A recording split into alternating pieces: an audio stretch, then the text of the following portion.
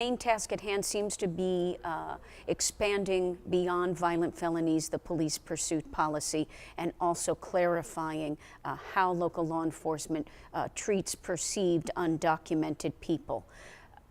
It seems to me, from what you do, that you believe excessive force and addressing excessive force remains priority one on the police department. Well, that is one of the priorities. The coalition that I'm a part of believes that problem-oriented policing is the way to go. So I'm not a big fan of actually a lot of the changes in the pursuit policy. I believe we need to back up. We need to figure out what is the cause of some of these decision-making by people, whether it be to steal vehicles, whether it be to run stoplights. There needs to be some problem decision-making and strategies to figure out how do we stem the cause of what's going on so that we're not left at the back end having to decide to chase vehicles. So the whole philosophy of what we're trying to do is to kind of change the mindset in the department, try to bring back what has been shown to be a very successful type of policing, this problem-oriented policing, and we think that would be a way that going forward is going to make a lot of positive changes in this community. Is Chief Ed Flynn the man who can do that?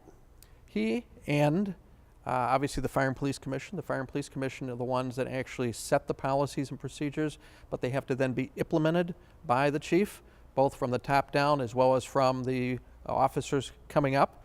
We think that it's important that the officers ultimately be evaluated on their problem-oriented policing strategies and what they do, and we think that that will also help officers also feel that they are much more of a part of making the decisions and trying to solve the problems to help the community. Okay, so specifying policy, having the Fire and Police Commission have a more active role in implementing that policy and monitoring the implementation of that policy. That's what you're focusing on. You do not believe to achieve quality policing that Chief Ed Flynn has to leave? No, I believe that he needs to embrace what we believe, and I think the community believes, is a different, better way. Some of those things are already being implemented by the chief in this department as far as problem-oriented policing, but much more can be done, should be done, and it is our hope that we reach an agreement maybe with the city that we bring in others to audit the department to try to help determine what's being done well, what's not being done well, and try to make those positive changes.